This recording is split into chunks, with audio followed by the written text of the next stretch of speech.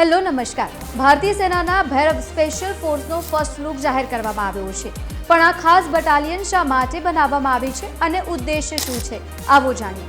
લશ્કરી સંઘર્ષના બદલાતા વિશ્વના પ્રતિભાવમાં આર્મી હેડક્વાર્ટર્સ દ્વારા ઊભી કરવામાં આવેલી ભૈરવ બટાલિયનને હાઈ સ્પીડ અને આક્રમક કામગીરી માટે સમર્પિત દળ તરીકે ડિઝાઇન કરવામાં આવી છે।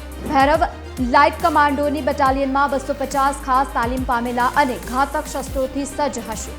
આ એકમો પાયાદાર બટાલિયન કરતાં ઘણા નાના અને ઝડપી છે। ભૈરવ કમાન્ડો સૌથી ઘાતક શસ્ત્રોથી સજ્જ હશે અને ડ્રોન યુદ્ધ માટે પણ તેમને તાલીમ આપવામાં આવી છે। ભૈરવ લાઇટ કમાન્ડો બટાલિયનની રચનાનો હેતુ પાકિસ્તાન સરહદ પર ઝડપી અને આશ્ચર્યજનક કામગીરી કરવાની ભારતની ક્ષમતાને વધુ મજબૂત બનાવવાનો છે। આ ઉપરાંત સેના રુદ્ર બ્રિગેડ, દિવ્ય શસ્ત્ર બેટરી રેજિમેન્ટ અને શક્તિબાન રેજિમેન્ટ જેવા નવા એકમોનો પણ સમાવેશ કરી રહી છે। ભૈરવ લાઇટ કમાન્ડો બટાલિયનની રચના ભારતીય સેનાની સર્જિકલ સ્ટ્રાઇક ક્ષમતામાં નોંધપાત્ર વધારો કરશે। તેમને તમામ જરૂરી તાલીમ આપવામાં આવી છે, આધુનિક સાધનોથી સજ્જ કરવામાં આવી રહ્યા છે। આ commando battalion arms light specialist વાહનો એટલે કે LSV ચલાવશે। આ વાહનો એન્ટી ટેન્ક મિસાઇલો પણ ફાયર કરી શકે છે। આ કમાન્ડો યુનિટનો મુખ્ય ઉદ્દેશ્ય દુશ્મનના કોઈપણ દુસ્સાહસનો તેની કલ્પના કરતાં પણ બહારનો જવાબ આપવાનો છે।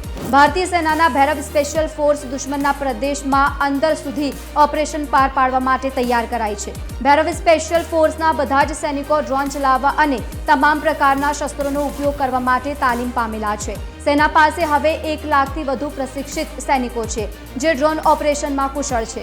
ભારતીય સેનાનું નવીનતમ સ્પેશિયલ ફોર્સ ભૈરવ હવે આધુનિક યુદ્ધના પડકારોનો સામનો કરવા માટે પણ તૈયાર છે। અને હવે અંતે ભારતીય સેનામાં હાલમાં 11.5 લાખ સૈનિકો છે। ભારતીય સેનાએ 15 ભૈરવ બટાલિયનની રચના કરી છે અને ભવિષ્યમાં કુલ આશરે 25 બટાલિયનની રચના વધારવાની પણ યોજના છે।